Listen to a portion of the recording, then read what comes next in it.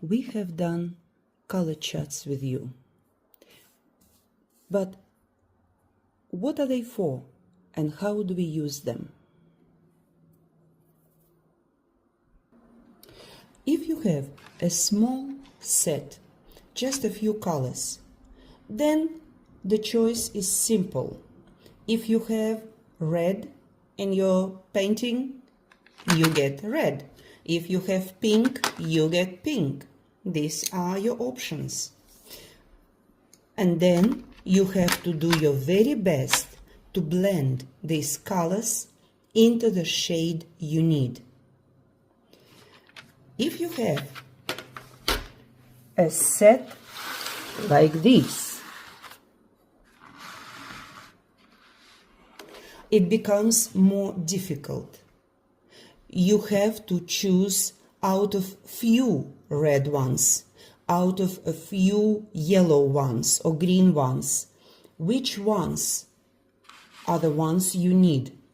You would match the color in the strip or color chart, whichever way you want to do it. You will match this color chart with a painting or with a photo you would like to copy. But what if your set is like this, 120 colors, and you have a variety of up to 20 greens, up to 20 yellows and browns and reds? How are you going to work with this set? You cannot even see all the available pencils. That's where your color chart is very important. Each pencil has a stretch from the most intense to a very light shade.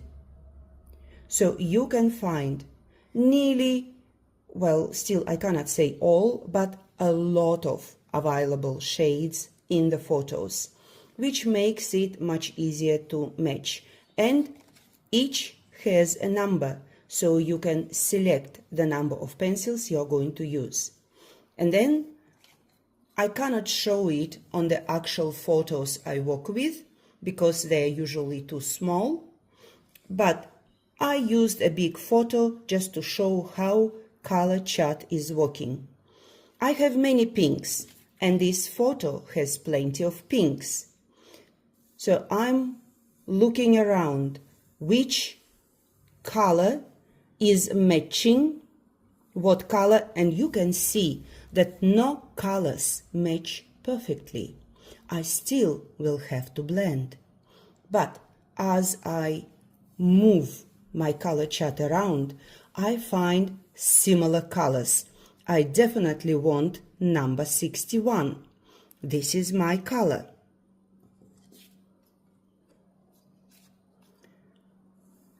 I definitely don't want any of this. Maybe actually I want this orange. And you can see I have different numbers. It can be a triple digit number, or I have a code number. So this is from a different set. I definitely want to have number 66, and I'm not sure about all others, only number 66. And I think I actually have two colors which perfectly match a color of the mountains, but these are numbers 91 and 86. I will have to check on paper which one blends better with my pinks, with my salmon colors, and then I will decide which one of these two I'm going to get. And a completely different photo with a different color scheme. Let's say I would like to sketch this kangaroo.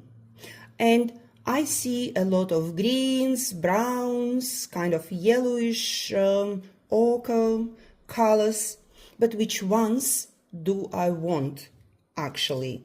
So I can, let's start with this strip.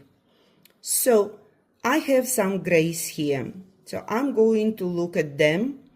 And yes, actually, this gray is very closely matching the color on the tail. So I need the color 96.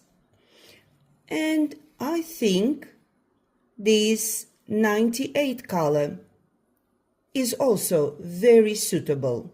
I'm going to get that too. But what about 95? I don't think it matches anything except the rock. But still, I can use it if I want to sketch the rock. But I'm not sure if I'm going to do the rock. So no, I'm not going for 95, but I'm going to check on 98 and 96. Well, here I have some warm gray colors. And I'm going to match which one is matching the colors the best. And I decide that probably number 30 is the most appropriate. It's the warmest, and that's what I want. I want to have a warm color. Also, I like this 28. It would be very good for the fur on the belly. And I'm making a choice. I collect the color number 28. And that's how we do. We prepare just a number of pencils for the project because we cannot have it all in one artwork.